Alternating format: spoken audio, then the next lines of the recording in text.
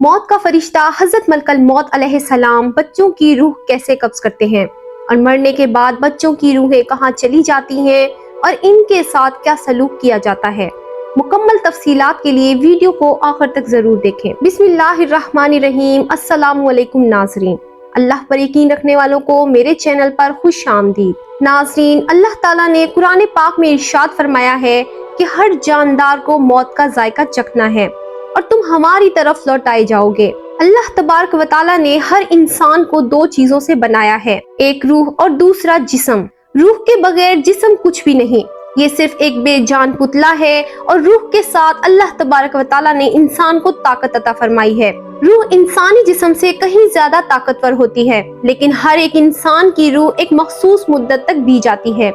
इस मुद्दत के पूरा होने के बाद रूह को कब्ज कर लिया जाता है, जिसकी वजह से इंसान को मौत वाक़या हो जाती है और इस मौत के बाद इंसान का जिस्म इसी दुनिया में रह जाता है और रूह एक नई दुनिया में चली जाती है, जिसको आलम अरवाह या आलम बरज़ख भी कहा जाता है। नाज़रीन, आज की इस वीडियो में हम आपको बताएंगे कि जब किसी इंसान की मौत का वक्त करीब आ जाता है तो मलकल मौत अलैहिस्सलाम इसकी रूह कैसे कब्ज करते हैं और मरने से पहले मौत के वक्त इंसान आलम सकरात में क्या कुछ देखता है और रूह इंसान के हर हिस्से से कैसे निकलती है और मलकल मौत अलैहिस्सलाम बच्चों की रूह कैसे कब्ज करते हैं और मरने के बाद बच्चों की रूहें कहाँ चली जाती हैं और उनके साथ क्या सलूक किया जाता है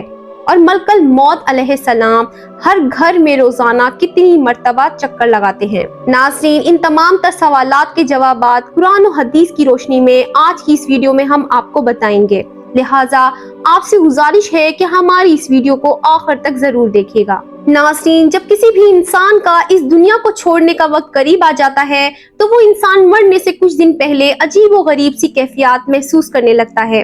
और इसका दिल उदास सा रहने लगता है। इसको ऐसा महसूस होता है कि जैसे इसका सब कुछ खत्म हो गया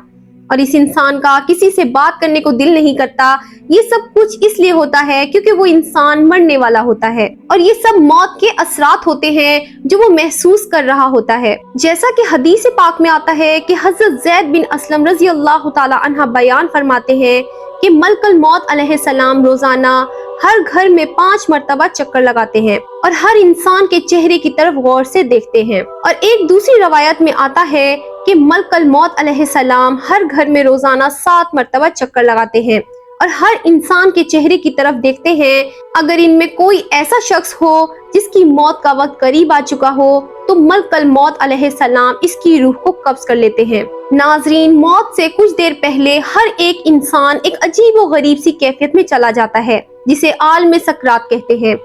इस आलम के अंदर इंसान अजीब व गरीब सी दुनिया को देखता है। उस वक्त मरने वाले इंसान की आंखों से तमाम तर पर्दों को हटा दिया जाता है। ये वो वक्त होता है कि जब इंसान अपनी जिंदगी में किए गए तमाम तर अमाल को अपनी आंखों से देख रहा होता है।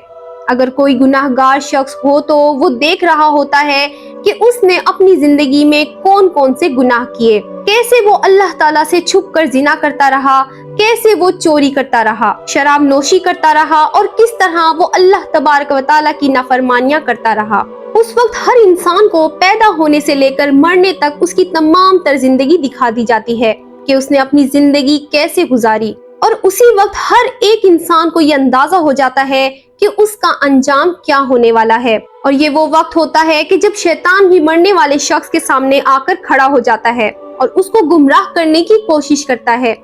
अगर इस मरने वाले शख्स के माँ बाप फौत हो चुके हो तो वो शैतान उसके माँ बाप की शक्ल में आकर कहता है कि ए मेरे बेटे, हम तुम्हारे माँ बाप हैं,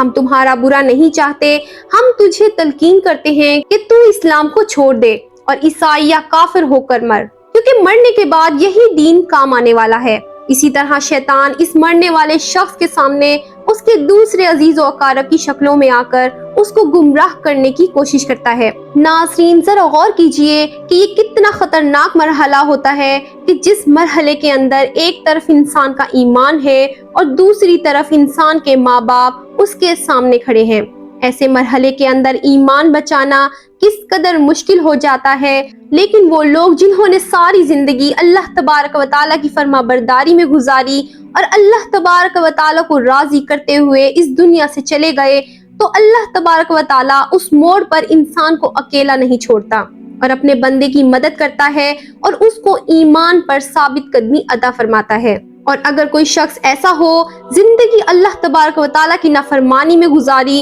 اور اللہ تبارک و تعالیٰ کو ناراض کرتے ہوئے اس دنیا سے چلا گیا، تو اس وقت وہ شخص عیسائی، پادری، یہودی یا کافر ہو کر مرتا ہے اور ہمیشہ ہمیشہ کے لیے واصل جہنم ہو جاتا ہے۔ ناظرین، عالم سکرات کے بعد انسان کی روح نکلنے کا مرحلہ شروع ہو جاتا ہے۔ اس مرحلے کے اندر ملک الموت علیہ السلام انسان کی روح قبض کرتے ہیں۔ کچھ لوگ ایسے ہوتے ہیں کہ جن کی روح پل بھر میں قبض کر لی جاتی ہے، اور کچھ لوگ ایسے ہوتے ہیں جن کی روح کو تڑپا تڑپا کر نکالا جاتا ہے۔ ناظرین، روح کا قبض ہونا انسان کے اعمال کے مطابق ہوتا ہے۔ اگر کوئی نیک انسان ہوتا ہے تو اس کی روح آسانی کے ساتھ قبض کی جاتی ہے، اور اگر کوئی برا انسان ہوتا ہے تو اس کی روح سختی کے ساتھ قبض کی جاتی ہے۔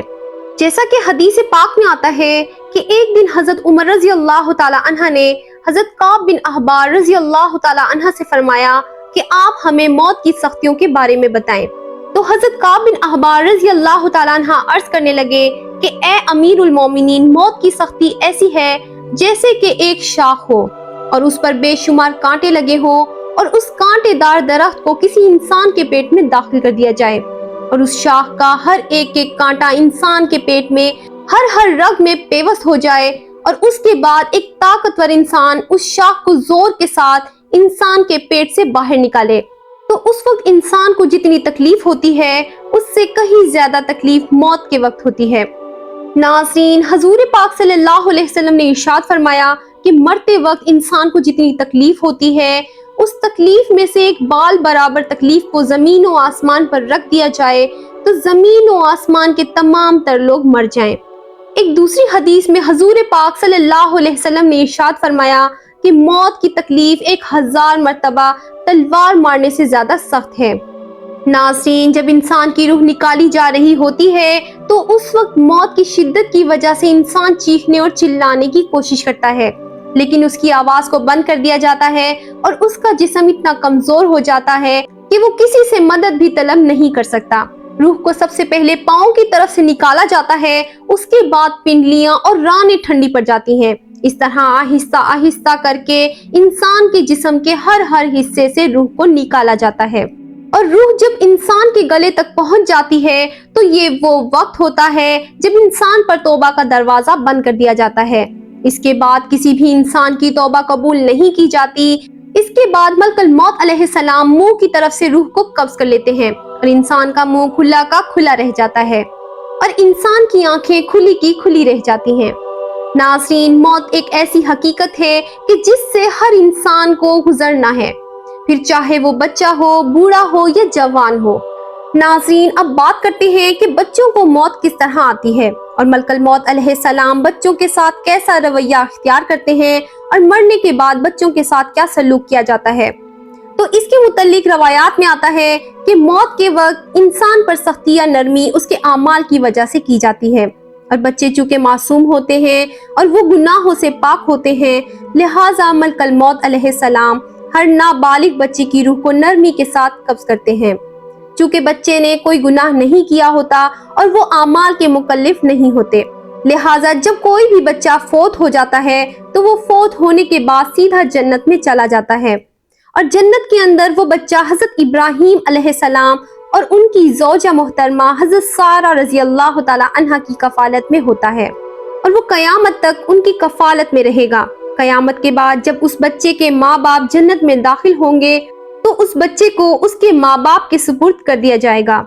اگر کسی ماں باپ کا چھوٹا بچہ فوت ہو جاتا ہے تو وہ بچہ والدین کے لیے بروز قیامت بخشش کا ذریعہ بنے گا، جیسا کہ حضور پاک صلی اللہ علیہ وسلم نے ارشاد فرمایا کہ بروز قیامت معصوم بچے اللہ تبارک و تعالیٰ کے ہاں اپنے ماں باپ کو بخشوانے کی سفارش کریں گے، تو اللہ تبارک و تعالیٰ ان کی سفارش کو قبول کر لے گا اور ان کے ماں باپ کو جنت میں داخل فرما دے گا۔ اللہ تبارک و تعالیٰ سے دعا ہے کہ اللہ تعالیٰ ہمیں نیک اعمال کرنے کی توفیق عطا فرمائے اور ہمیں موت کی سختیوں سے بچائے، اور موت کے وقت اپنے پیارے حبیب حضرت محمد مصطفیٰ صلی اللہ علیہ وسلم کا دیدار نصیب فرمائے۔ آمین۔ ناظرین، یہ تھی ہماری آج کی ویڈیو، اسی کے ساتھ ہمیں اجازت دیجیے۔ اگر آپ کو ہماری ویڈیو اچھی لگی ہو تو اسے سبسکرائب کریں، شیئر کریں اور لائک کریں۔ شکریہ۔